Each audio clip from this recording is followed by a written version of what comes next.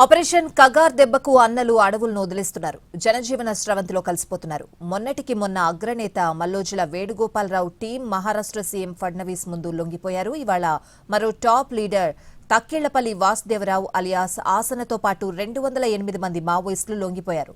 Chhattisgarh CM Vishnudev ముందు surrender అయ్యారు. వారి దగ్గరున్న ఆయుధాలు అప్పగించారు.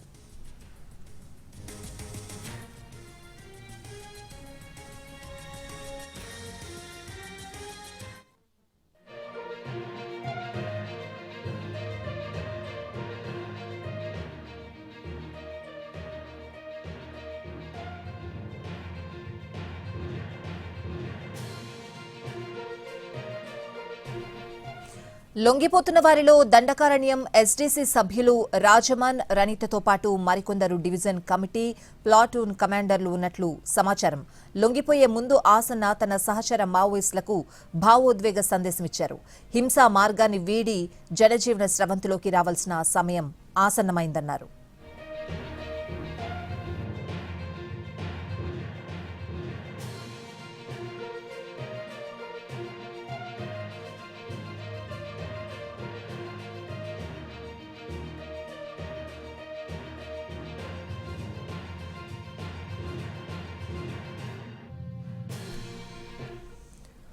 ఆపరేషన్ కగార్ దెబ్బకు అన్నలు అడవులను వదిలేస్తున్నారు. జనజీవన స్రవంతిలో కలిసిపోతున్నారు. మొన్నటికి మొన్న అగ్రనేత మల్లోజుల వేణుగోపాలరావు టీం మహారాష్ట్ర సీఎం ఫడ్నవీస్ ముందు లొంగిపోయారు. ఇవాళ మరో టాప్ లీడర్ తక్కిళ్లపల్లి వాసుదేవరావు అలియాస్ ఆసనతో పాటు 208 మంది మావోయిస్టులు లొంగిపోయారు.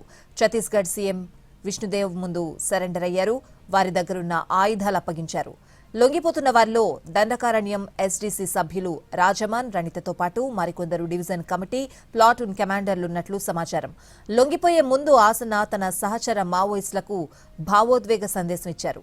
హింసా మార్గాన్ని వీడి జనజీవన స్రవంతిలోకి రావాల్సిన సమయం ఆసన్నమైందన్నారు.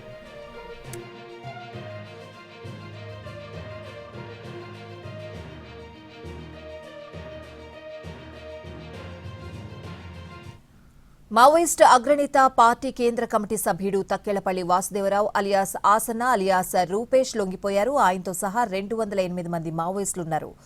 జగదల్పూర్కు 153 ఆయుధాలు తీసుకొచ్చిన మావోలు, అందులో 19 AK-47 రైఫిళ్లు, 17 SLR రైఫిళ్లు, 23 ఇన్సాస్లు, 1 ఇన్సాస్ LMG, 36 303 రైఫిళ్లు, 11 BGL, 4 కార్బైన్లు, 41 బోర్ షాట్ గన్లు, పిస్టోళ్లు ఉన్నాయి. 208 మంది, 110 మంది మహిళలు, 98 మంది పురుషులు ఉన్నారు.